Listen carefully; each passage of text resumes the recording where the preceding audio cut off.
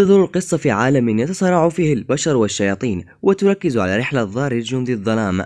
بعد طرده من جيش مالك الشياطين بسبب عدم كفاءته في السحر، يضطر ضارر للخروج من الحياة التي عاشها عشان يبدأ حياة جديدة. سار في رحلة لا يعرف وجهتها حتى التقى بفتاة يطاردها وحش القرد القوي يهاجمها. ضارر تدخل وحماها من الهجوم، ودخل في نزال مع القرد الضخم حيث تلقى ضارر ضربات موجعة. لقد كان جسده في وضعية لا تسمح له بالقتال بسبب العياء والجوع، وفجأة لمح سكينا ملقى على مقروبة منه، التقطه بيده وما إن هاجم القرد مجددا حتى أغرزه بداخله وتغلب عليه. البنت ردت قائلة: شكرا لك على المساعدة، لقد كنت تقاتل مثل الأبطال الذي طالما حكى لي والدي عنهم. رد قائلا مع نفسه: أليس من المجاملة أن نقول على شيطان قاتلك بطل؟ بعدين البنت دي بشرية، لا إذا عرفت إني شيطان أكيد راح أكون في ورطة كبيرة، يستحسن إني أغادر قبل أن تكتشف أمري. بس البنت منعته من الرحيل لأنها عايزة تأخذها معاه لقريتي عشان تشكرها بشكل خاص. هي تسحب وهو يسحب، بيقول: أرجوك اتركيني، أنا لا أريد أن أذهب لأي مكان. البنت بتقول له: تعال معي، أنا عايز أشكرك بشكل خاص، على سبيل المثال راح أعطيك وجبة شهية. ضرير بعدها يتذكر أنه كثير جوعان، دام السالفة فيها أكل أعتقد ما في داعي إني أفطر، وهكذا اصطحبته معها إلى منزل عائلتها حيث يوقع في قرية صغيرة تدعى لوكس، وأخذت تعرفه على والديها. وعرفنا بعضها أن هذه الفتاة اسمها ماريكا. ضارر بدأ يفكر في العواقب التي قد يتعرض لها إذا عرفوا أنه شيطان بينهم، وأدرك أن من الآمن أن يكتم هويته الحقيقية ويتصرف على أنه إنسان عادي. عندما سألوه عن سبب قدومه إلى تلك الغابة رد قائلا: والله الصراحة أنا كنت عايش في مسكن تابع للشركة اللي كنت أشتغل بها، اضطريت أني أخلي السكن بعد أن طردوني من الشغل، والحين ما عاد عندي مكان أسكن فيه. شكله من جد تأثرت العائلة من قصة ضارر الزائفة، لدرجة أن ماريكا تأثرت حتى البكاء. بتقول لي: صراحة أنت ما تستحق يحصل معك زي كده، لأنك شاب طيب وخطرت بحياتك لإنقاذي. إيش رأيك تعيش معنا بالمنزل؟ إحنا عندنا غرف كثيرة. إيش رأيك يا أبي؟ رد قائلا: والله كلامك صحيح، بعدين ضارر الشاب يفع، وقريتنا محتاجة المزيد من الأقوياء الذين يستطيعون هزيمة الوحوش. وهكذا بدأ بالفعل ضارر يعيش معهم كفرد من الأسرة. لكنه تفاجأ بوالد ماريكا اللي هو رئيس نقابة المغامر لهذه القرية، وهو بارع في استعمال السحر. يقول لها أنه يريده أن يصبح مغامر، ويشرح لها بأن على المغامر التسجيل في النقابة ويوكلوا بمهام زي صيد الوحوش وجمع الأعشاب وأشياء زي دي. ضارر شعر أنه مش قد مهام زي دي، وبيحاول التهرب وأردف قائلا: يعني ما فيش مهام أخرى سهلة غير دي؟ رد قائلا بجدية: لا خوفا عليك طالما تملك بنية جسدية زي دي. وثم أعطاه ورقة التسجيل على أن يسجل فيها عن طريق طقوس معينة. ضارر شعر بالذعر، بيقول مع نفسه: يا رب ايش دي الورطة، أنا عارفة أن هذه الطقوس بس البشر اللي يمكن التسجيل في النقابة بنجاح، أنا أكيد راح أفشل وراح أرجع ملفوف بذمضات زي اللي قبلي. ثم بدأ يتظاهر بأنه يشعر بألم شديد في ظهره. أراد أن يطبق هذه الحيلة عشان يهرب قبل أن يكتشف أنه شيطان، ولكن لم تضبط معه. ماريكا تمسك به بقوة، وأبوها بدأ يؤدي طقوس التسجيل. كل هذا وضارر قلبه يخفق بقوة من شدة الخوف، ولكن المفاجأة أن العقد تم إتمامه بنجاح دون مشاكل. ضارر مش مصدق أن العقد تم بنجاح رغم أنه ليس بشري. وثم بدأ بعد ذلك والد ماريكا يعلم ضارر كيف يستخدم السحر. في البداية أخذ يعلم كيف يولد الهالة السحرية، لقد نجح مع أول تجربة. ثم أخذ يختبر نوع سحرها الهجوم والدفاع. لقد بدأ أول اختبار بحمل السيف، رغم أنها المرة الأولى التي يحمل بها ضارر السيف، إلا أنه بطل الغصن بلمح البصر جعل الرجل مستغربا ومندهشا في نفس الوقت. ثم المرحلة الثانية وهي التصويب بالسهم، يصاب نحو التفاحة بسهم وبرضه قلب المكان. يا الله، الرجل مش مصدق عينيه، لقد أبلى ضارر أداء غير متوقع جعل والد ماريكا مصدوما لدرجة أنه كاد أن يغمى عليه. وثم يدخل في آخر مرحلة والتي كانت الدفاع، ويقتضي عليه التصدي لتلك المطرقة الحديدية بلوحة خشبية صغيرة. يقوم بالهجوم بكل ما أوتي من قوة، ولكن برضو محاولته باءت بالفشل. يا عيني، المطرقة تحطمت وداير لم يهتز من مكانه حتى. هو مش مصدق أنها بكل القوة دي. بينتهي التدريب والرجل ما زال يشعر بالدهشة من أداء داير. يقول أن هذه أول مرة يرى شخصا بمثل قوته، وأن من العيب أن يبقى واحد بمستواه في قرية زي دي. يقول يستحسن أنه ينضم إلى نقابة السنتر التي يحلم كل مغامر بالانضمام إليها، أي أنه مؤهل بشكل كبير للالتحاق بها. ضارر أردف قائل مع نفسه: واحد مثلي أنا ينضم إلى مكان يحلم به الجميع؟ إلا أنه رفض بالنهاية وأراد البقاء في قرية لوكس، وذلك حتى يساعدهم كما ساعدوه ويجعله يستقر بينهم. لقد فرحت ماريكا بهذا كثيرا. المهم بعد تتلقى النقابة تقرير عن وحش القرد الميت في الغابة الذي أطاح به ضارر. والد ماريكا أردف قائلا: هل رأيت نتيجة تكاسلك يا جيسيتا أثناء العمل؟ لقد تكاسلت حتى قام ضارر بمطاردة وحش القرد بدلا منك.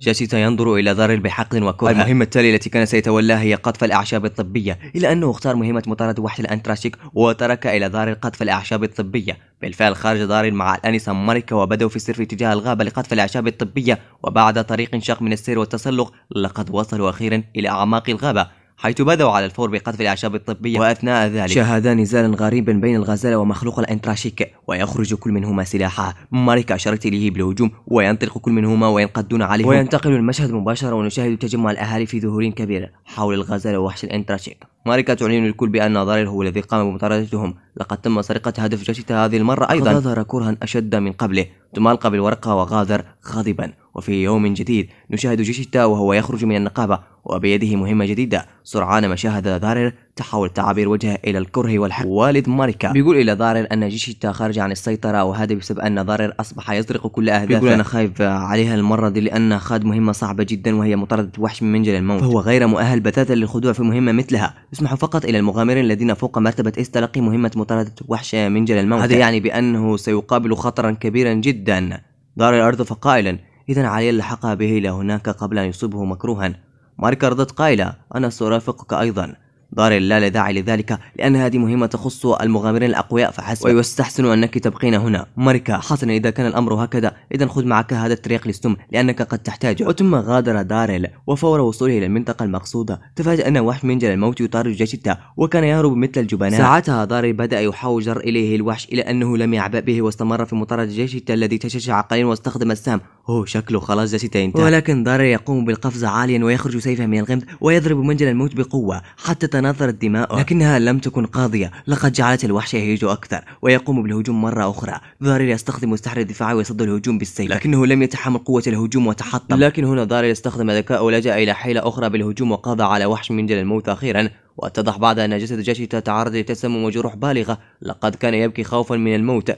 داريل بعدها يعطيه الترياق المضاد للسم الذي أعطته له ماريكا، ثم يضع لها العشب الطبية على ساقها المصاب عشان يوقف النزيف. كل هذا وجاشيتا الجبان يبكي من الخوف. المهم ينتقل المشهد وتكون ماريكا محضرة مائدة مليئة بالطعام الشهي، وفجأة دخل جاشيتا ورد قائلا مرحبا يا أخي الكبير. والد ماريكا سأل داريل في تعجب ماذا حصل بينكم أنتم الاثنان؟ أنت متى صرت أخوها؟ عرفنا أن جاشيتا أصبح يحسب داريل مثل أخوه من وقت ما أنقذ حياته من وحش منجل الموت. ومن منظور آخر يظهرون الجنرالات الأربعة لقد كانوا يشعرون بالاستياء من مخططاتهم الفاشلة للطاحة بفرقة البطلة. تقترح ضروري إعادة داريل إليهم لأنه كان يتم أعماله على أكمل وجه. وسرعان ما سمع القائد باسبارزا اسم داريل استشاط غضبا وقام يوبخ ضروري وأعطاها تحذيرا لا عاد تذكر له سيرة داريل. وفي ذلك المساء داريل سأل العمدة في غرابة لما القرية غير مزدهرة بالناس وأغلب البيوت خالية، ثم أخذ يشرح له عن كل شيء يحدث. لقد عرفنا أن هناك منجم ميثريل يقع على مقربة من قرية لوكس، وبما أنها كانت قرية تقع على طريق نقل الميثريل كانت مزدهرة كقرية فندقية. لكن أول ما عرف جيش ملك الشياطين عن أمر منجم الميثريل فرض سلطته للهيمنة عليه، ولكن البشر لم يقبلوا بذلك واختاروا أن يحاربوا جيش ملك الشياطين على أن يستسلموا. حينها اشتدت الصراعات وبالنهاية فرض جيش ملك الشياطين انتصاره وجعلهم يستسلمون ويتخلون عن منجم الميثريل. ومن ذلك الحين تدهورت حالة قرية لوكس. المهم يتضح لنا بعدها أن داريل كان يعمل في نفس ذلك المنجم. في ذلك المساء لم يغفله جفنا بالتفكير ويحاور نفسه قائلا صراحة صار لي مدة كبيرة ما رحت إلى منجم الميثريل. نعم راح أمشي وراح أزور مكان شغلي السابق منه أطمئن على أحوال العمال وكيف تجري أوضاع الشغل هناك. بالفعل في اليوم التالي أخذ داريل يسير في اتجاه منجم الميثريل، وفور وصوله أردف قائلا مخاطبا نفسه يا ريت أقدر أجلب معي بعض من حجر الميثريل علشان أقدر أفيد به قرية لوكس. ثم بدأ يفكر في خطة حتى يتمكن من التسلل إلى الداخل دون أن يكتشف حراس أمره، وفعلا لقد كانت حيلة التسلل عبر الصندوق ناجحة. المهم بعدها اندس إلى داخل الكهف، بدأ يخطو وينادي بصوت مرتفع. فجأة ظهر فوجا كبيرا من العمال، لقد كانت أشكالهم غريبة مثل الأقزام ويطلق عليهم المنقبين. تخيلوا كمية الفرح عندما رأوا قائدهم السابق داريل. ردة فعلهم كانت قوية للغاية ونهلوا عليه جميعا وأخذوا يعانقوا بشدة. المهم داريل سلم عليهم وسألهم عن أحوالهم وكل شيء، وثم بدأوا يخبرون عن معاناتهم بعد أن تولى قائد جديد إدارة المنجم إنه يضاعف عليهم العمل من أجل توفير أكبر قدر ممكن من حجر الميثريل. هي له من قائد خبيث، وماذا تنتظر من واحد قد تم تعيينه من طرف باسبارزا ليتولى إدارة شؤون المنجم. المهم بعدها يدخل القائد الجديد مع جنوده علشان يأخذون حجر الميثريل، وثم أخذ يوبخهم قائلا هل هذه كمية كافية في نظركم؟ وثم أردف هل أنتم متأكدون أنكم لم تتكاسلوا في أعمالكم أيتها القمامة؟ ثم نطق فرد من المنقبين قائلا معاتبا إياه أنت تطلب منا 4 أضعاف هذه الكمية، هل هذا معقول في نظرك؟ وثم رفع يده وحذره بطلقة سحرية قوية وأردف قائلا لا تتحدث معي وكأنك من مستواي. وثم استدار بظهر المغادرة وأردف قائلا إذا لم تكن الكمية المطلوبة جاهزة بحلول الغد استعدوا للعواقب الوخيمة. وما إن غادر حتى قام فرد من المنقبين بتوجيه له ضربة مؤلمة بالمجرفة، لقد طفح به الكيل، ثم رفعوا كلهم أصواتهم يطالبون بالحرية. هنا الخبيث لجأ لاستخدام العنف وأمر جنوده بالقضاء على المنقبين الذين يتحدثون عن حقوقهم يكونوا عبرة لغيرهم. وبالفعل بدأ أحد الجنود بقراءة الطلامس ويستدعي التعويذ لشن الهجوم، وما انتهى حتى ألقى عليه ضرر المجرفة وقاطع هجومه. استغرب كل الجنود ولم يفهموا شيئا مما حدث. بعدها ضرر يندفع نحوهم مرة واحدة وقام بالسحب مع 2 من المنقبين الذين كانوا سيقعون ضحية. هذه المرة داري قرر أن يقاتل بوجه غير مكشوف. لقد كان القائد الشرير يتهم ضرر بأنه هو الذي قام بتحريض المنقبين. بعدها يأمر جنوده بالقضاء على ضرر الذي لم يكن يريد أن يؤذي هؤلاء الجنود، وقرر أن يهزمهم دون أن يخرج السيف من الغمدة. وقرروا أن يحاربوا بجانب ضرر، لكن سرعان ما قام جندي بركل أحد المنقبين مع أنه كان بإمكانه أن يقضي عليه باستخدام السحر، وهذا جعل ضرر يستنتج أن هؤلاء المحاربين يحاربون كجنود ولا يحاربون كقاتل. ورد قائلا مع نفسه: ربما تصل كلماتي إليهم. وأردف قائلا بصوت عالي يخبرهم بأنهم إذا قاتلوا غير المقاتلين عندها سيكونون قتلة وليس محاربين. وما انتهى من كلامه حتى قاطعوا القائد الشرير بهجومه، وأردف قائلا: لا تصغوا إليه فهو يحاول خداعكم فحسب، وأي شخص يفكر أن يستمع له سأحوله إلى رماد بسحر. وبعدها بدأوا يستخدمون شوية طقوس سحرية ملهاش أي 30 لازمة. ضرر بدوره يستغل الوضع الذي هم فيه وانقض عليهم بالهجوم، ولم يفسح للخصم أي مجال للرد الهجوم. استمر هكذا حتى أطاح بهم كلهم. ضب الرعب والخوف في قلب القائد الشرير، رغم ذلك حاول الهجوم لكن ضرر لم يفسح له مجال وانقض عليه. والأخير تخيلوا أن الجبل بدأ يبكي ويترجى ضرر حتى يبقى على حياته. وردف قائلا: أرجوك أنا مش مقاتل ولا أنتمي إلى جيش ملك الشياطين. كل ما في الأمر أن التقيت قائد الجنرالات الأربعة باسبارزا بالصدفة في حفل الرقص وأصبحنا صديقين، ثم عينني كقائد. أرجوك توسل إليه، ثم إذا قضيت على شخص ليس محارب ستفقد شرفه. يا ابن اللعيبة، ضارل بيقول لو كنت فعلا تفهم المشاعر دي ما كنت أمرت جنودك علشان يقضوا على المنقبين. بعدها يقوم بحلاقة رأسه بسيفه، لقد أصبح شكله مضحكا حقا. وأردف قائلا: غادر الآن وأخبرهم بأن المنجم مخيف ولا تستطيع أن تعمل فيه. وثم هرب مثل الفأر، وأخبر الجنود أن عليهم أيضا أن يعودوا إلى منازلهم بما أن قائدهم هرب. وهكذا تم تحرير منجم المتري من تحت رحمة ذلك القائد الشرير. ومن بعدها رجع ضاري إلى قرية لوك وأخبر والد ماريكا أن تم تحرير منجم المتريل. الرجل اندهش، وثم رد ضاري قائلا: أرجوك يا سيدي نريد أن نحمي المنقبين. رد الرجل قائلا: لكن المنقبين لقد كانوا يخدمون جيش ملك الشيطان لفترة طويلة. ضاري: أرجوك يا سيدي. رد قائلا: حسنا سنناقش النقابة الرئيسية بما يجب قيام به من أجله. ضاري بيفرح جدا. المهم بعدها ابتهجت العديد من المناطق. أما المنقبين لقد تم تعيينهم كمرشدين بما أنهم يعرفون كل شبر في منجم المتريل. لقد ازدهرت بعد ذلك قرية لوكس واستقطبت العديد من السكان الجدد. في هذا الأثناء يظهر باسبارزا وهو يجري محادثة مع الببغاء الذي يعبر له عن إعجابه، بيقول أنه يبدو رائعا أكثر من أي يوم مضى.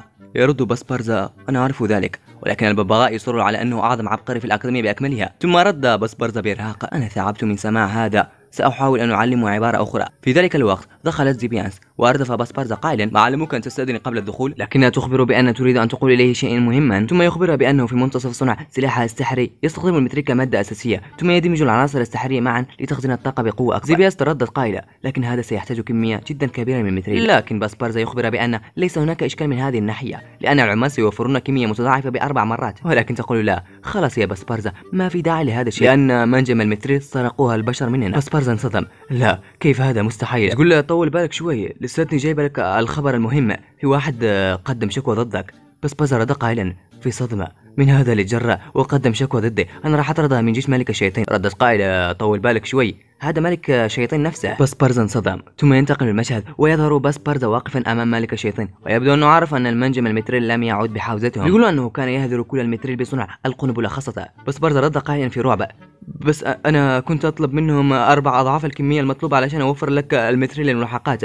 ملك الشيطان بيقول له: لكن طلبك كان مستحيل، أما الملحقات كانت مجرد حيلة مني علشان تبطل صنع تلك القنبلة. دائما أحاول أني أكون لطيف علشان لا أجرح كبريائك، بس أنت أغبى بكثير مما اعتقدت. تعرف أنك قرفت خطأ فادحا جدا ولازم تصلحه هنا والآن. يلا الحين اعتذر، يلا ايش فيك؟ لما الواحد يخطأ لازم يعتذر، مو هيك؟ بالفعل باسبارزا بيقول له: أنا آسف. ورد قائلا: لقد أصبح الأب أكثر ذكاء وراح تحتاجه كثيرا. أفتكر أن كان اسمها ضاري صح. ظهرت الدهشة على وجه باسبارزا وتابع: الحين يمكن أن نقول عليه أنه صار شخص موهوب، إنه ذكي ولطيف كمان، كما أنه كان سبب في أن أبوك كان واحد من أفضل الجنرالات الأربعة. والدك كان جدا محظوظ لأنه جعل واحد زي ضرير يخدمه. في هذه اللحظة نرى أن باسبارزا مشتعل من قوة الغضب. ثم رد قائلا: خلاص كلام، يمكنك أن تغادر الآن. والآن نرجع عند ضرير الذي بيكون جالس بجانب الآنسة ماريكا، وأخبرته أن أول مرة ترى قرية لوكس مفعمة بالحيوية والنشاط، ضرير يقول لها أن القرية ستصبح أكثر نشاطا لما يبدأ يزورها أناس جدد من مناطق مختلفة. ردت قائلة ماريكا: أنا عايزة أشوف أولادنا بيكبروا هنا في أقرب وقت ممكن. ماريكا تحمست جدا وبرهنت إلى ضرير أنها تحبه وتريد أن تكون زوجته. من بعدها ضرير استأذن منها وغادر قائلا.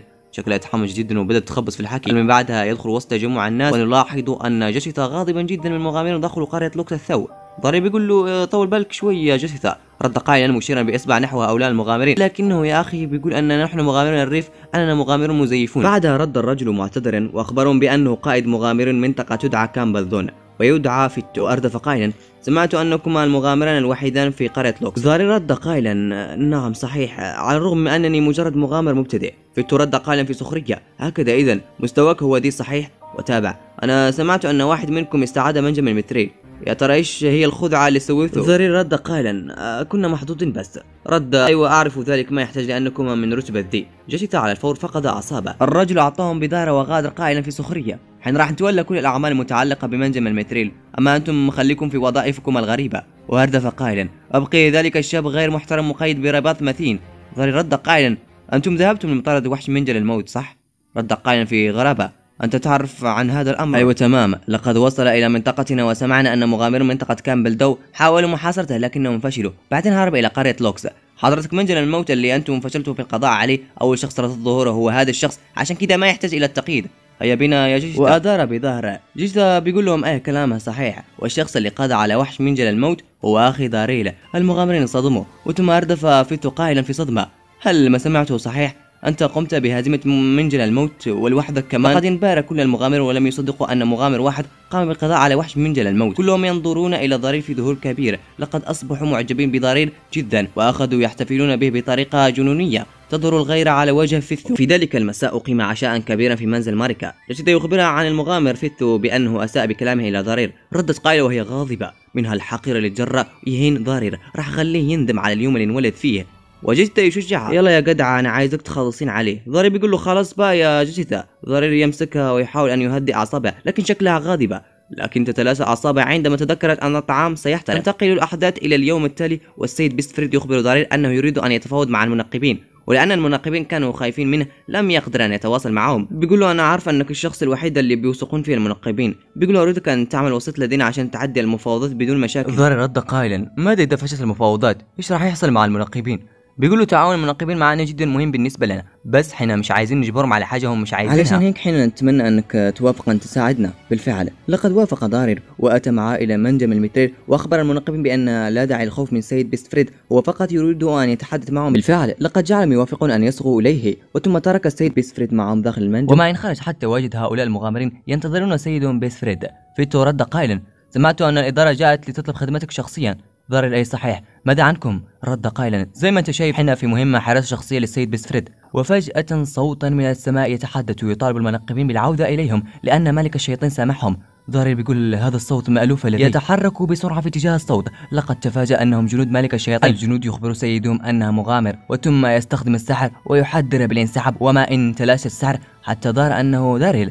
الولد انصدم ضرير ثم يجري نحوه وعانقه بشدة. بيقول له: كنت خايف عليك جدا، تعرف ان الدنيا تخربت لما رحت. بيقول له: ارجوك اخبرني بكل شيء. ضرير اردف قائل مع نفسه، طلب مني اخبره بكل شيء بس مش راح اقدر. ويشرح لها بانه مش كان قصده يهينه بكلام عندما طردوه من جيش ملك الشياطين، هو فقط اساء فهمه. ضرير رد قائل مع نفسه: اعتقد ما فيش عندي خيار ثاني، لازم اخبره بكل شيء. بيقول له: مش انت الغلطان يا ريزيتو، هو زي ما انت شايف انا بشري.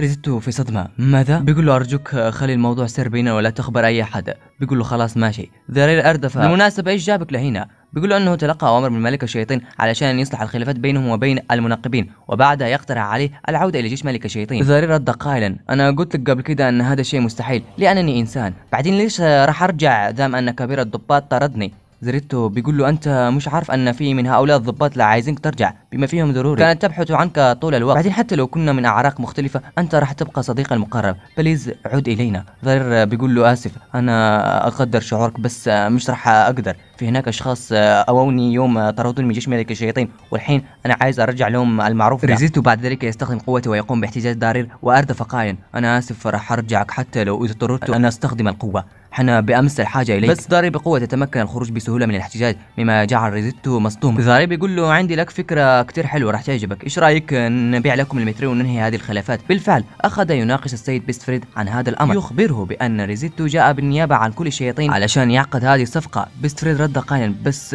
ده وقتنا علشان نستعمل المترين، اليس كذلك؟ ضرير بيقول له ايوه صحيح، بس نقص المترين بالنسبه للشياطين يمثل مشكله خطيره لهم، عشان هيك راح يضطرون يجوا علشان يسترجعون منجم المترين، واكيد البشر مش راح يسكتون على هذا الشيء، واكيد راح تحصل اشتباكات عنيفه، وده شيء سيء بالنسبه للطرفان، وعشان هيك لازم نحل الخلافات عن طريق التفاوضات، والمبلغ اللي راح نتفق عليه لازم يكون مضاعف ب4 مرات. السيد بيستفريد انصدم من هذا المبلغ، بيقول لانه مبلغ جدا كبير. رد ريزيتو قائلا احنا عايزين نجدد امداداتنا بالمترين باسرع وقت، وانا بشوف ان هذا حل مناسب، احنا مش عندنا مشكله في دفع هذا المبلغ. فيتو يعارض هذا القرار ويخرج سلاحه ويتهاجم على ريزيتو، لكن داري تدخل وتصدى له، بيقول له المترين امر تافه علشان هيك مش محتاجين نسفك الدماء من اجل شيء تافه. بعد قام السيد بيستفريد بتوبيخه، بيقول له الخدمات التي طلبتها منك هي المرافقه والامان ايها الوقح، وان تتدخل في شؤون سياسيه ليست مهمتك. وبعد ذلك تم اتمام الصفقه بنجاح. المهم بعد ذلك اوكلوا الى ضرير مهمه تجديد ورشه حداثه المترين الموجوده في قريه لوكس، وما ان وصل للورشه حتى تفاجأ بفيتو يعمل على تجديد ورشه المترين. ضرير رد في صدمه، لكن السيد بيستفريد طلب هذا الامر مني انا. فيتو رد في سخريه، سيبوا لنا هذه الاعمال، انتم بس اكتفوا بتجهيز لنا الاكل. هي له من شخص متعجب. المهم تاتي ماريكا بعد عند دارير وهي تصارخ، بتقول له ارجوك ساعدني. دارير سالها في تعجب ايش فيه، تخبره بان هناك مسن يزور القريه تحرش بها. ننتقل عند العجوز الغبي، انظروا ماذا فعلت به ماريكا. بيقول لها ايش فيك يا بنت، كانت لمسه يد فحسب. دارير رد قائلا انت تجاوزت حدودك يا وقع. العجوز رد قائلا تحسبين اني راح اخاف من مغامر فاشل زي ذا؟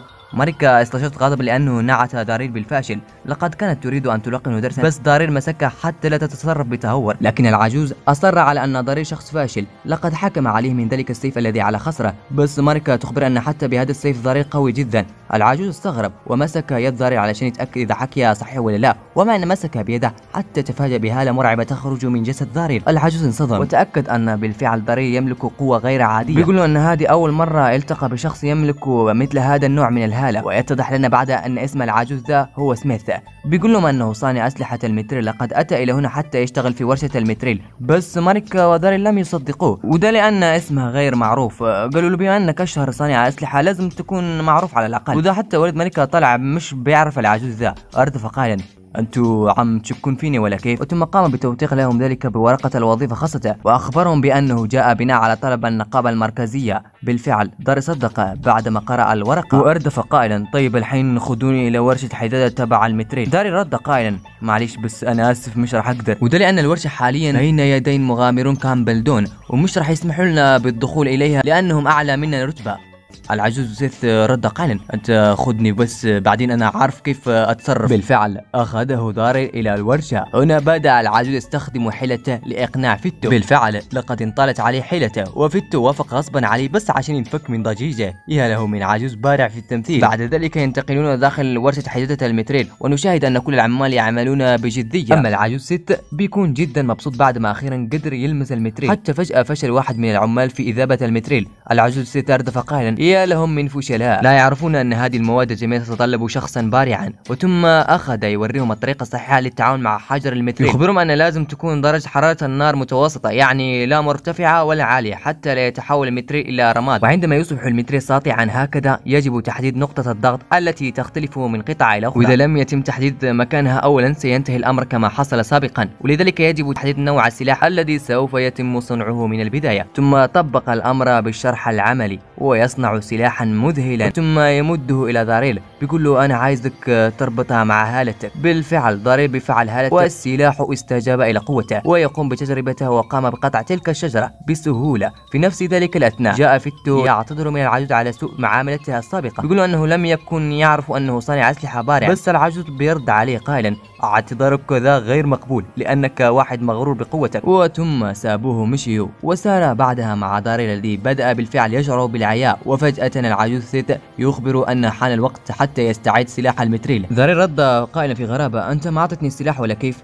بيقول له هات السلاح ولا تكون سخيف، أنت مش مناسب لهذا السلاح. بالمرة. بعدها يخبره العجوز سيث بأن عنده حلم واحد وهو أن يصنع سلاح متريل يكون فريد من نوعه. المهم ينتقل المشهد إلى داخل الورشة، ويتفاجأ دارين أن العجوز سيث جلب إلى داخل الورشة فرن متريل سحري، لكن حتى يعمل هذا المتريل يحتاج لتفعيل تعويذة. هذه التعويذة بس الشياطين اللي يمكنهم استخدامها. بيقول أنه يحتاج بس يعمل هذا الفرن ووقتها راح يكون قريب جدا من تحقيق حلمه. ودارين بعدها جاءته فكرة، وقام بعد ذلك باستدعاء ريزيتو وأخبره بأنه يريد أن يسخر لهم بقوته لتفعيل الفرن السحري. ريزيتو يخبرهم بما أن الطلبات من عند ضرير سوف يوافق عليه، لكن فقط لمرة واحدة لأنه لا يستطيع المساهمة في الإنتاج الضخم للأسلحة الصالحة للبشر. يخبر العجوز سيث بأنه لن يصنع كمية كبيرة من الأسلحة، سيصنع سلاحا واحدا فقط، وهذا السلاح سيكون فريدا من نوعه يتناسق مع هالة ضرير الفريدة. رد ضرير قائلا في غرابة: ألم تقل في ذلك الوقت أني مش مناسب للسلاح المتريل ده؟ رد العجوز قائلا: إيه صحيح، وذلك لأنه كان مجرد نموذج تجريبي فحسب. بعدها ريزيتو بدأ باستخدام تلك التعويذة، وفي نفس ذلك الأثناء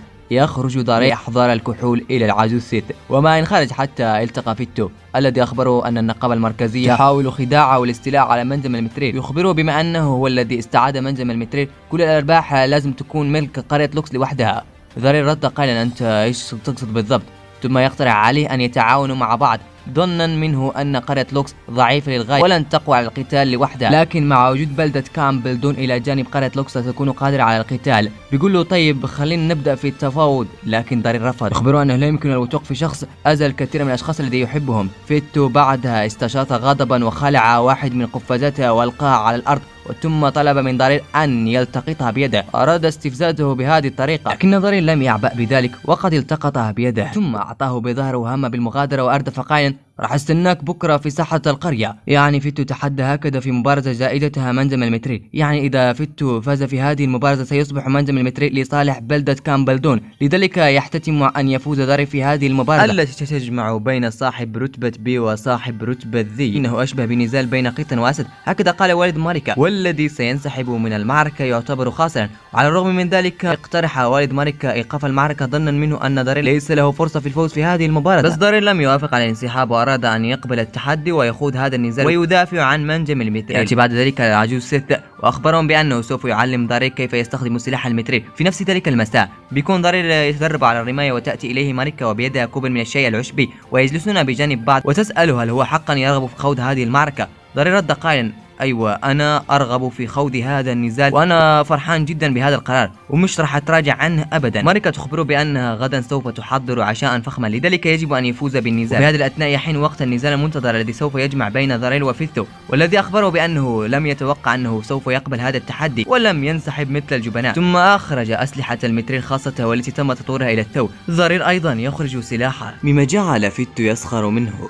بيقول له: أنا اللي كنت أتساءل عن أي نوع من الأسلحة كان سيصنع لك ذلك العجوز، لكن بالنهاية إنه مجرد السكينة. لم يكتفي عن السخرية وأردفها: أنا مستعد أن أترك حتى تجلب سلاحا مناسبا للقتال. وما انتهى من كلامه حتى تفاجأ بالحطام يتناثر منها، لقد كان مجرد تحضير من ضرير يندفع نحوه بالهجوم، ولكن مع مين؟ ضرير لم يفسح له أي مجال وانقض عليه يحطم دراعه. فيتو انصدم. بنعرف بعد أن سلاح ضرير يمكن تغيير شكله، وذلك عن طريق تمرير الهالة فيه. يخبرهم العجوز سميث أن مع هالة ضرير الفريدة لا توجد حدود الأشكال التي يمكن أن يتخذها هذا السلاح. في هذا الأثناء نال ضرير من كل أسلحة فيتو، ويخبره أن عليه أن ينسحب لأن لا يمكن أن يتابع النزال من دون سلاح، لكن يفاجئ الجميع ويخرج سلاحا آخر وهو يقوم بالهجوم مجددا، لكن ضرير لم يعطيه فرصة للهجوم وختم المعركة بضربة قاضية. أخيرا ضرير فعل وفاز بالمعركة، لكن كان يشعر بالعياء وفقد توازنه وكاد أن يسقط لولا أن ماريكا أمسكت به. وفي هذا الأثناء يأتي السيد بيستفريد ويعتذر من ضرير على الفوضى التي تسبب فيها فيتو وجنوده.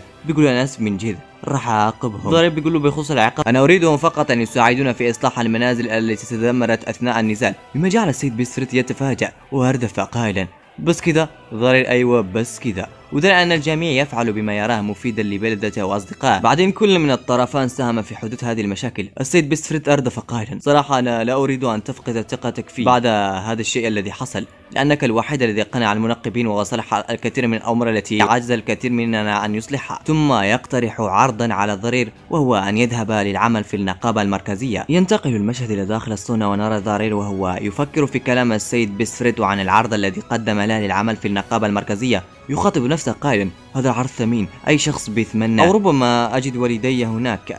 وفجأة دخل عنده شخص إلى الصونة. لقد ظن أنه جثة، وثم لامس ماريكا بالغلط. ظر انصدم لأنه لم يكن يعتقد أنها ماريكا.